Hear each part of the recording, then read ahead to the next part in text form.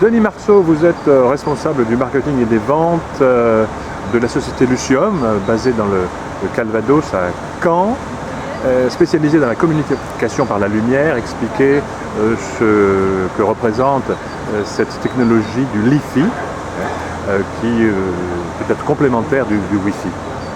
Donc le Li-Fi est une technologie qui finalement est très ancienne, puisqu'il s'agit de faire clignoter la lumière, donc de faire comme on le faisait pour le Morse, de telle façon à envoyer de l'information par ces clignotements.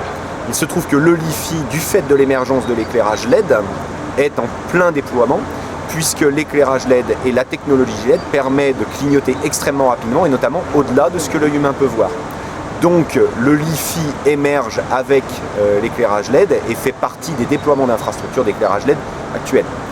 Le challenge ou le potentiel de cette technologie vient du fait qu'en fait, avec le Li-Fi, l'infrastructure lumineuse qui pour l'instant ne servait qu'à faire de l'éclairage est en train de devenir une infrastructure de communication et de services sur lesquels vont pouvoir se déployer de nouveaux usages, de nouveaux modèles économiques et qui fait un pont finalement entre une infrastructure physique et tout ce que l'on connaît déjà dans le numérique.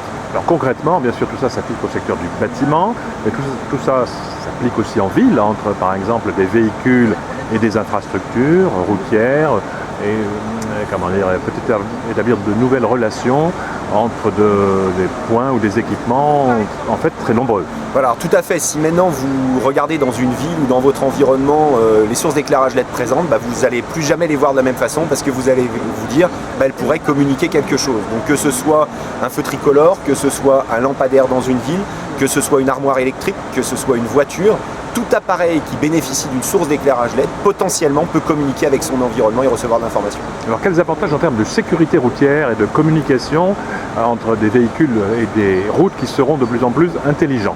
Alors l'avantage c'est que c'est une information localisée, c'est une information qui n'est visible que dans le faisceau de lumière. Donc comme cette information est localisée, elle va vous permettre d'accéder à une information extrêmement pertinente, extrêmement contextualisée.